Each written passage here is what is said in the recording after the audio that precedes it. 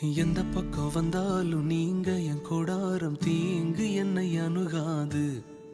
துர்ச்சன பிரவாகம் சூழ்ந்திட வந்தாலும் துளியும் என்னை நெருங்காது.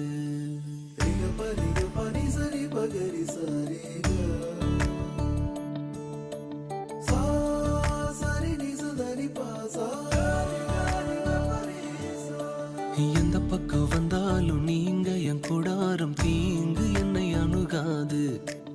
துர்ச்சன பிரவாகம் சூழ்ந்திட நின்றாலும் துளியும் என்னை நெருங்காது. சிறு வெள்ளாட்டு கிடை போல் கிடந்த